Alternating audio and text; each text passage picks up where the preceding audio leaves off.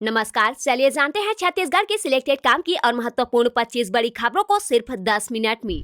कोरबा में Jain public school के बस में लगी भीषण आग, आनन फानन में बच्चों को उतारा गया नीचे, दमकल आने से पहले ही बस जलकर हुई खाक। बता दें कि कोरबा जिले के ग्राम गोढ़ी में संचालित जैन पब्लिक स्कूल के बस में अचानक भीषण आग लग गई। स्कूल की छुट्टी होने के बाद बस बच्चों को छोड़ने के लिए छुरी और कटघोरा की तरफ जा रही थी, तभी छुरी मुख्य मार्ग पर यह हादसा हो गया। बस में आग लगते ही उसमें सवार बच्चों को आनन फानन में नीचे उतारा गया। घटना कटघोरा थाना क्षेत्र की है।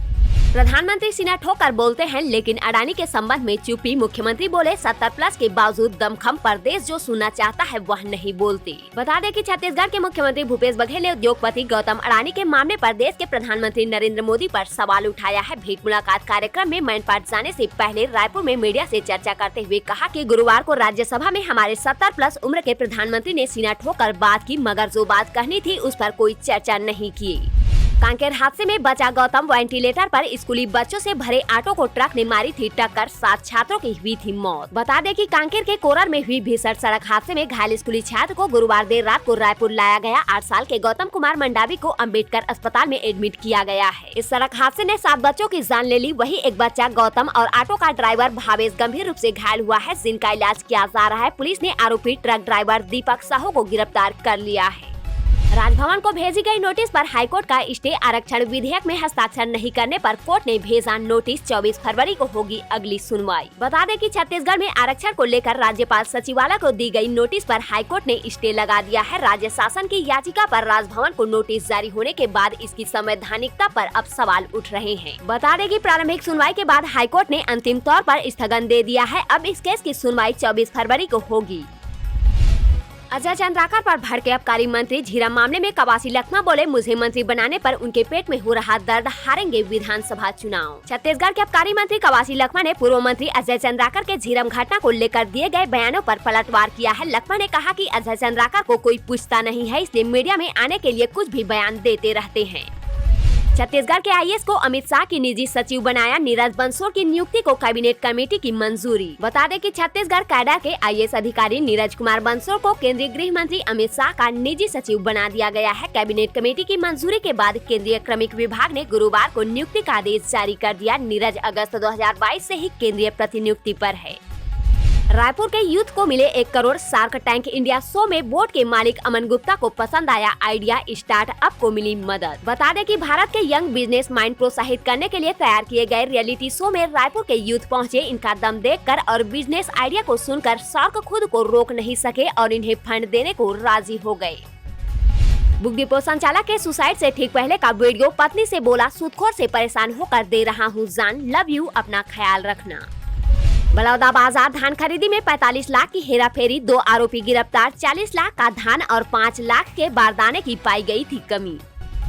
कोरबा शहर से बस 2.5 किलोमीटर दूर हाथियों का झुंड। आसपास के गांव से देखने आ रहे लोग, वन विभाग और पुलिस की टीम मौजूद। बता दें कि कोरबा जिले में दर्जन भर से अधिक हाथियों का दल शहर के नजदीक पहुंच गया है। शहरी क्षेत्र से करीब 3 किलोमीटर दूर हाथियों का झुंड ग्राम सोनपुरी के जंगल में विचरण कर रहा है। हरदी बाजार के ग्राम रेकी से निकलकर हाथी गुरुवार रात को यहाँ पहुँच गए हैं, जिससे ग्रामीणों के साथ ही वन विभाग में हड़कंप है। हाथियों के कारण कोई जनहानि न हो, इस बात का पूरा ध्यान रखा जा रहा है। कवासी लखमा ने बेची चाय, लोगों को अंडे भी खिलाए। बस स्टैंड पर ठेले में आबकारी मंत्री का ये अंदाज लोगों को खूब पसंद आया। बता दें कि छत्तीसगढ़ के आबकारी मंत्री कवासी लखमा ने बीजापुर के बस स्टैंड में एक ठेले में चाय बढ़ाई, फिर वही खड़े होकर उन्होंने चाय बेची। फिर पास में ही एक अंडा ठेला में जाकर खुद अपने हाथों से लोगों को उबले हुए अंडे खिलाए। ढोल ताशों के साथ निकली कलश यात्रा। एक सवेक रामायण पोथी यात्रा लेकर निकले श्रद्धालु। जय श्री राम के नारों से गूंजा बिलासपुर। हड़ताल का असर। 1349 आंगनबाड़ी 4 दिनों से है बंद। 1,60,000 बच्चों को नहीं मिला पोषण आहार। बता दें कि आंगनबाड़ी कार्यकर्ताओं और सहायिकाओं की हड़ताल ने सरकारी योजनाओं को ठप कर दिया है। पिछले 4 दिनों से न तो पोषण आहार का वितरण हुआ है और न ही जिले में संचालित 1349 आंगनबाड़ियों के दरवाजे खुले हैं। रेत ठेके के लिए नेता कारोबारियों की भारी भीड़। बिलासपुर के 3 खदानों के लिए 2122 आवेदन। रसूखदार चाहते हैं अरपा पर कब्जा। बता दें कि बिलासपुर में रेत खदान का ठेका भी अब शराब ठेके की तरह बहुत लाभ का हो गया है। रेत खदान के लिए कई रसूखदार अपने लोगों के माध्यम से आवेदन पत्र जमा कर रहे हैं। स्थिति यह है कि जिले में सिर्फ 3 खदानों के लिए 2000 से अधिक आवेदन जमा किए गए हैं। इनमें शराब ठेकेदार के साथ कांग्रेस नेता और जमीन कारोबारी भी शामिल है।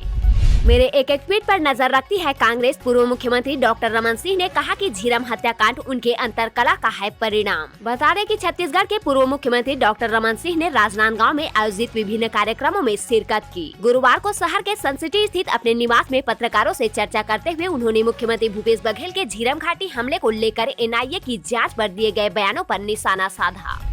रमेश सिन्हा होंगे छत्तीसगढ़ हाईकोर्ट के नए चीफ जस्टिस। सुप्रीम कोर्ट ने कॉलेजियम के केंद्र सरकार को भेजा प्रस्ताव। मार्च में रिटायर्ड होंगे अरूप कुमार। कबड्डी प्रीमियर लीग में दंतेवाड़ा ने मारी बाजी। महिला टीम ने फाइनल में कवर्धा को हराकर खिताब किया अपने नाम। कांकेर हादसे में एक ही परिवार के 2 बेटों की मौत। एक साथ स्कूल गए थे पीयूष और निशांत। पिछले साल बेटी की हुई थी मौत। वन विभाग के रेंजर ने जहर खाकर की आत्महत्या। रायपुर लाते वक्त रास्ते में तोड़ा दम। खुदकुशी की वजहों का खुलासा नहीं।